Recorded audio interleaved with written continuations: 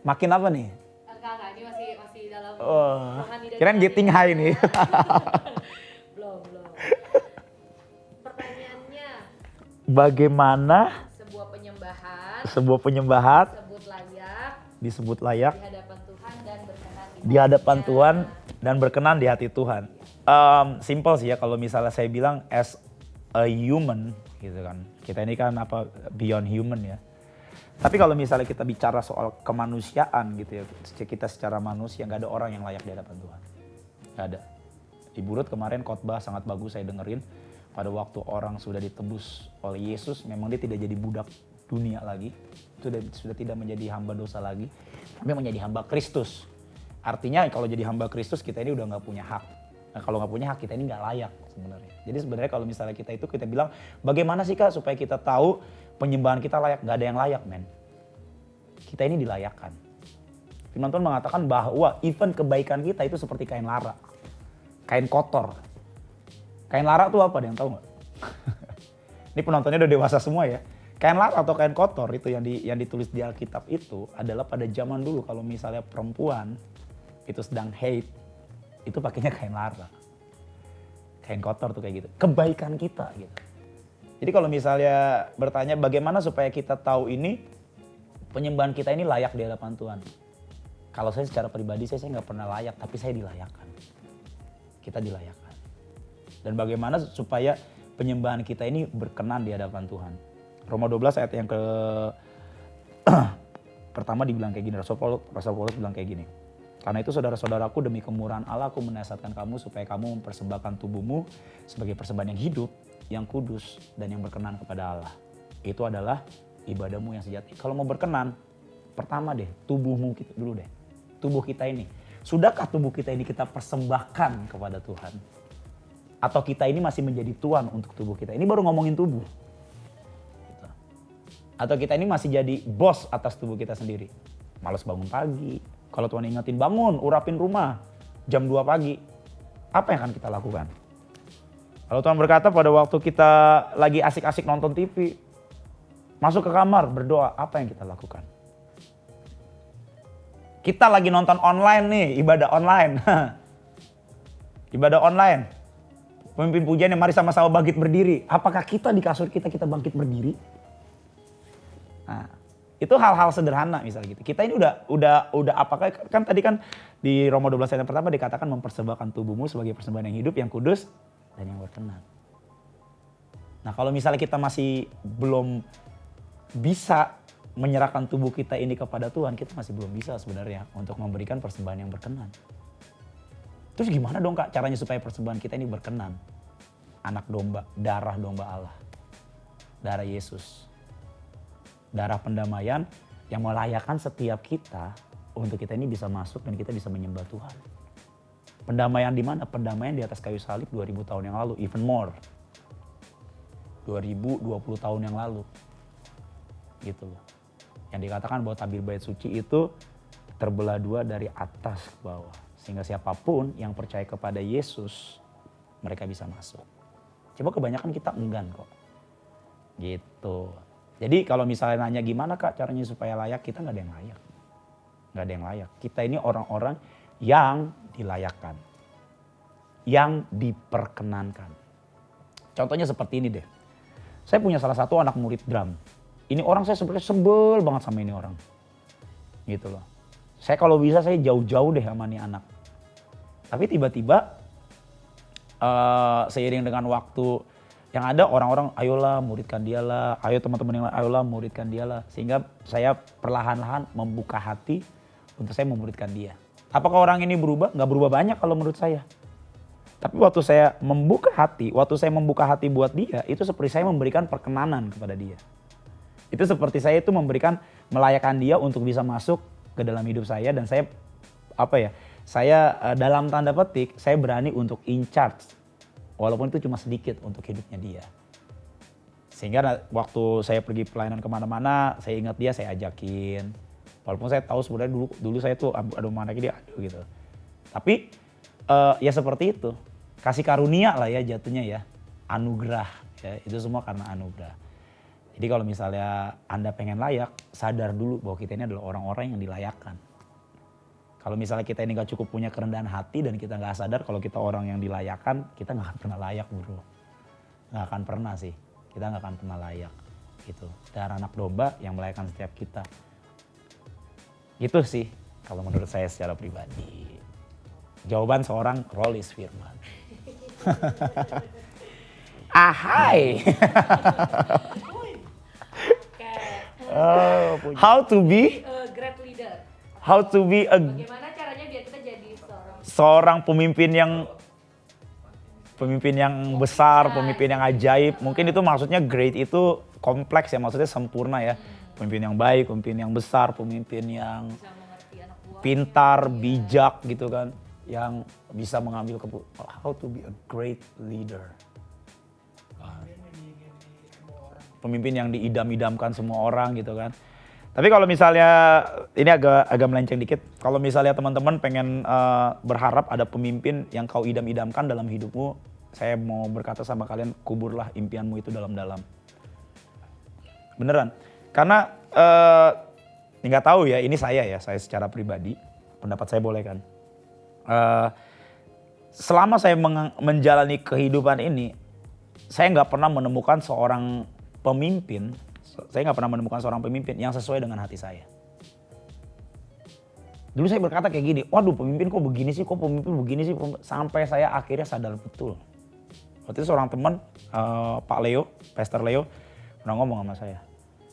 Orang tuh ya, pada pengen, waduh gak mau aku kalau misalnya pemimpinnya dia gitu kan. Orangnya galak, mulutnya pedes. Kayak nasi goreng, karetnya 3. Misalnya kayak gitu kan. Aku maunya langsung aja dipimpin sama Tuhan gitu kan. Terus gimana Le? Saya bilang. Itu orang gak sadar Felis. Gak sadar gimana? Dia pengen langsung dimuridkan sama Tuhan. Yesus aja anak Bapak dibawa ke salib. Kurang jahat apa tuh Bapak? Tapi pernyataan itu nampol muka. Wah, saya langsung sadar. Oh, iya ya. Iya ya. Teman-teman boleh cek di Alkitab. Daud punya pemimpin siapa? Sebelum Daud. Sebelum dia jadi raja. Kok Salomo sih? Saul. Ya Saul ya. Berapa kali Daud mau ditombak sama Saul? How to be a great leader. Yang pertama kita harus kubur dalam-dalam dulu pemikiran kita ini pengen punya sosok pemimpin yang besar. Even Yesus sama murid-muridnya. Yesus menghardik murid-muridnya bro. Guys. Gitu kan. Orang pengen kan, aduh aku pengen punya pemimpin seperti Yesus. Meredakan badai. Membangkitkan orang mati. Sadar gak sih waktu Tuhan Yesus meredakan badai. Dia teriak sama murid-muridnya. Di mana imanmu? Di Alkitab kan tanda bacanya kan kita kan kalau misalnya tulisan kan kita nggak tahu. Gitu kan? Pada waktu Yesus membalikan meja-meja penukaran duit. Gitu kan? Terus apa lagi? Pada waktu Yesus menghardik Simon, enyahlah engkau iblis. How to be a great leader? Kita menginginkan pemimpin yang mantap dalam hidup kita. Udah siap gak? Kita ditangking sama pemimpin kita, dibilang nyala kau iblis. Itu ya. Itu pertama kita harus sadar dulu, maksudnya gini. Kalau kita menginginkan sosok pemimpin yang seperti maunya kita, yang idealnya kita gak akan pernah bisa nemuin yang kayak gitu. Toh kita juga gak akan pernah bisa jadi pemimpin yang ideal nanti buat setiap anak buah kita. Nobody's perfect bro. Gak ada manusia yang sempurna. Tapi kalau engkau pengen jadi seorang pemimpin yang baik, pemimpin besar, Yesus pernah ngajarin kayak gini. Barang siapa ingin menjadi Tuhan, hendaklah ia menjadi hamba. Barang siapa yang ingin jadi yang terutama, hendaklah dia turun lebih dalam. Pernyataan itu bukan cuma sekedar pernyataan yang ditulis di Alkitab. Pernyataan itu adalah sebuah pernyataan yang dihidupi oleh Yesus secara pribadi. Di dalam Filipi itu dikatakan bahwa Yesus yang dalam kesetaraannya dalam rupa Allah di tahta kudusnya di surga tidak menganggap itu sebagai hak atau milik yang harus dipertahankan. Sehingga Yesus memutuskan untuk apa? Untuk turun ke bumi. Bayangin dari surga turun ke bumi, turun kasta nggak? Turun kasta. Udah gitu waktu dia turun ke bumi, dia ngambil tubuh manusia. Itu turun kasta lagi dari Tuhan yang abadi, yang kekal. Gitu kan? Eternal gitu kan. Ngambil badan manusia yang fana. Dan dari manusia dikatakan nanti teman-teman bisa baca di Alkitab di Filipi. Filipi 2 kalau nggak salah. Kalau misalnya saya salah saya minta maaf. Gitu ya. Karena ini spontan, saya nggak siapin jawabannya, ini spontan pertanyaannya. Dan waktu dia ngambil rupa manusia, dia turun sebagai hamba. Itu turun lagi loh, zaman dulu di Israel. Dari manusia, hamba itu nggak ada derajatnya lagi. Hamba itu bisa dijadiin apa aja. Dan dari hamba, dia mati. Bayangin dia di hamba mati. Turun lagi nggak? Turun. Mati, matinya di mana? Matinya di kayu salib. Turun lagi nggak? Turun. Surga, bumi, manusia, hamba, mati, disalib. Salib itu apa? Ada ayat yang berkata bahwa terkutuklah orang yang mati di kayu salib.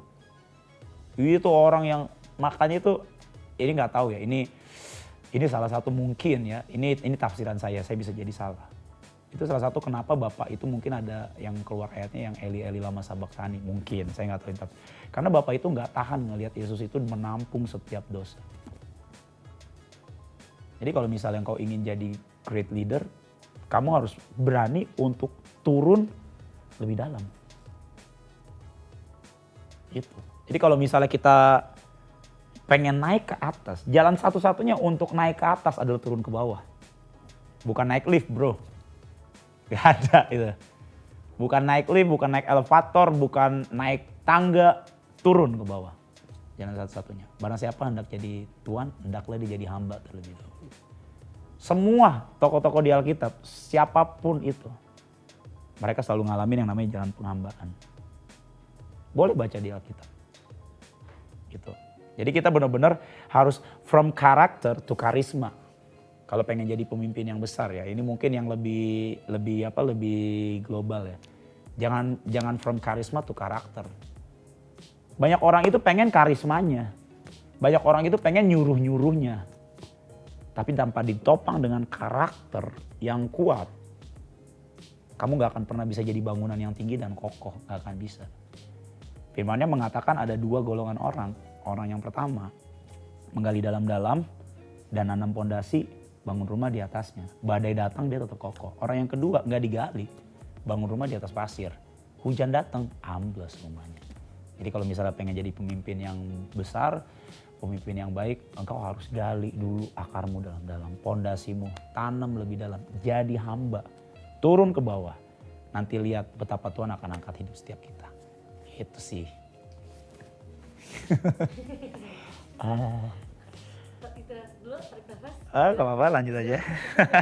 Pertanyaan terakhir. Yeay! Jika pemimpin Suruh untuk maju maju terus, tapi keluarga membatasi. keluarga ngelarang gitu atau Ya, membatasi gitu. Ya, kayak Maaf. ya, pokoknya boleh tapi cuma boleh misalnya berapa. Iya, tulisannya gak usah diplomatis lah guys gitu, langsung aja gitu.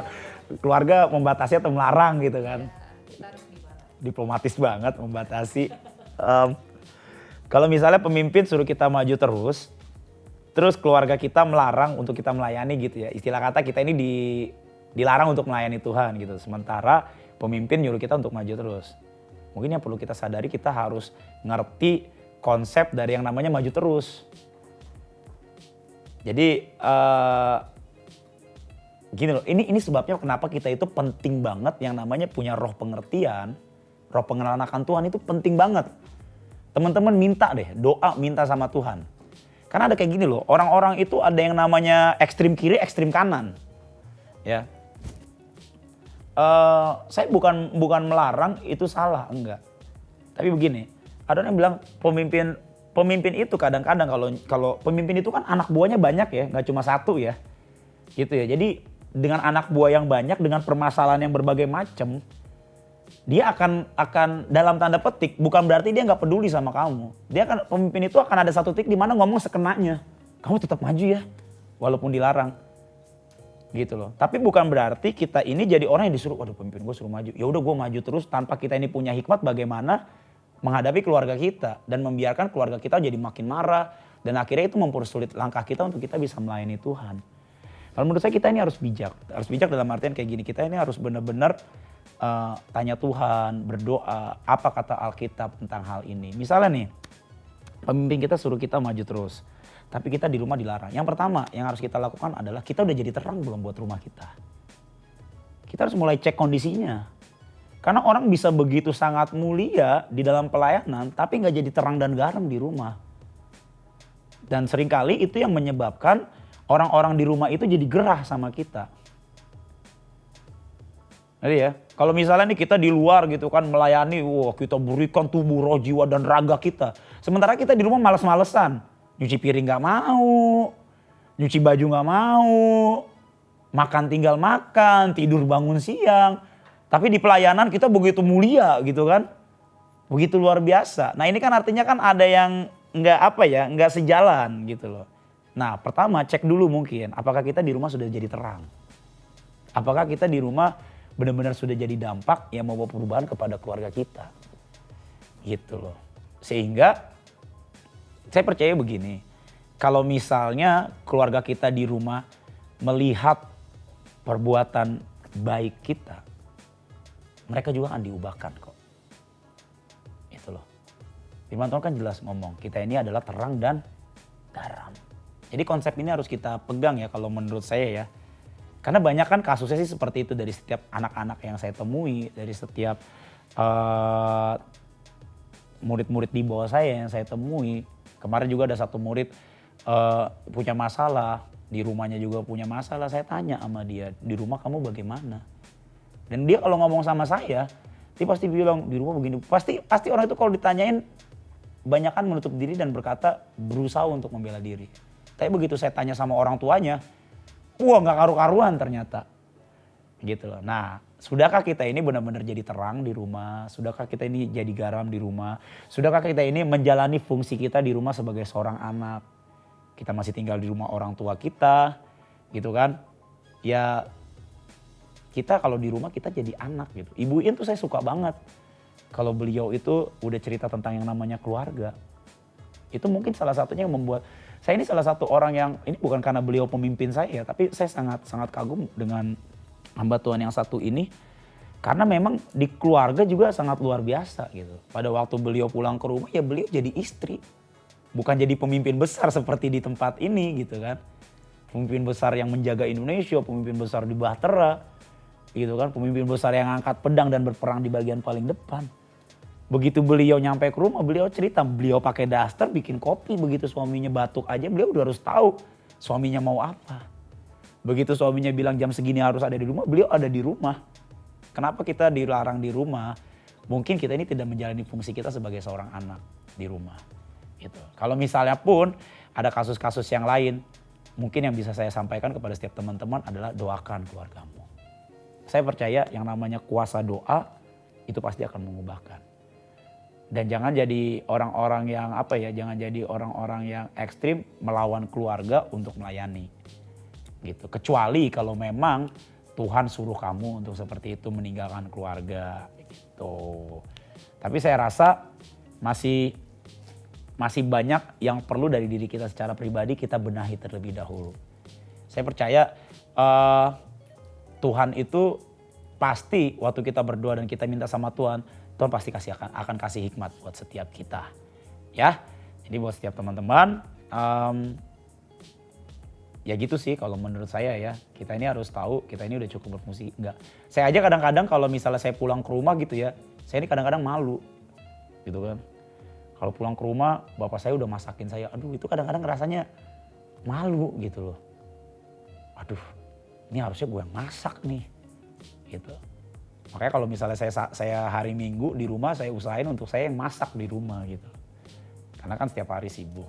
Nah, terus yang mungkin berikutnya, apakah kita cukup punya waktu bersama dengan keluarga kita? Atau kita itu terlalu sibuk dengan yang namanya pelayanan? gitu kan. Sesibuk apa sih Anda pelayanan gitu kan. Kamu tuh pelayanan sesibuk apa gitu kan. Apakah memang 1 kali 24 jam, 365 hari dalam setahun gitu. Full pelayanan sampai kita ini gak punya waktu untuk keluarga. Saya rasa gak juga gitu kan. Kalau misalnya kita punya meluangkan waktu kita untuk keluarga, untuk jauh lebih baik, saya rasa Tuhan juga suka akan yang namanya pemulihan keluarga. Dan saya jamin pasti keluargamu juga pasti akan diselamatkan. Amin. Ya gitu kurang lebih yang bisa saya jawab. Ya. Ya jadi itu kurang lebih tadi ada 6 pertanyaan ya. 6 pertanyaan yang cukup bikin kepala saya gatel gitu. Saya tahu jawaban dari saya mungkin gak sempurna, jauh dari kata sempurna. Tapi saya berharap teman-teman semua bisa ngambil yang baiknya. Itu karena saya jawab berdasarkan pengalaman pribadi saya gitu kan. So buat semua yang menyaksikan acara ini, penonton setianya BMN, jangan lupa untuk tetap berdoa dan juga doakan juga bangsa kita, bangsa Indonesia yang hari-hari ini sedang mengalami wabah nasional gitu kan, gara-gara si Coro ini gitu kan. Saya menghimbau kepada setiap kita, mengajak setiap kita untuk tetap naikin korban syukur. Jangan mengutuk lah, jangan mengutuk, jangan nyinyir, tapi naikkanlah korban syukur gitu. Jangan malah ini jadi apa? Jadi kesempatan kita untuk jadi kita malas-malasan beribadah gitu kan. Kita bisa beribadah di rumah bisa gitu kan. Jadi tetap naikkan korban ucapan syukur, korban penyembahan di rumah masing-masing. Saya percaya kita pasti menang hadapin ini. Karena bangsa kita adalah bangsa yang lebih daripada pemenang. Itu yang Tuhan tetapkan buat bangsa kita. Dan saya berdoa semoga apa ya tadi yang udah kita omongin sepanjang sekian menit ini, yang mungkin nanti bisa dibagi beberapa bagian. Saya berharap dan berdoa ini bisa jadi berkat buat setiap kita. Dan satu hal lagi sebelum ditutup adalah ayo ngalamin yang namanya firman Tuhan. Jangan cuma dibaca, jangan cuma dengerin khotbah, tapi minta sama Tuhan untuk kita benar-benar bisa sama-sama ngalamin yang namanya firman Tuhan. Oke, terima kasih. Saya Rolis Firman beserta dengan para kru yang ratusan ribu ini di ruangan ini. Terima kasih buat setiap pertanyaan-pertanyaannya. Saya minta maaf kalau misalnya ada kesalahan, kalau misalnya ada jawaban-jawaban yang mungkin gak berkenan di hati teman-teman. Saya minta maaf, saya menjawab sesuai dengan apa ya pengalaman saya. Mungkin masih ada yang gak sesuai di hati, saya minta maaf. Tapi saya berdoa biar ini semua bisa jadi berkat buat setiap kita. Oke, terima kasih, Tuhan Yesus memberkati. Bye-bye.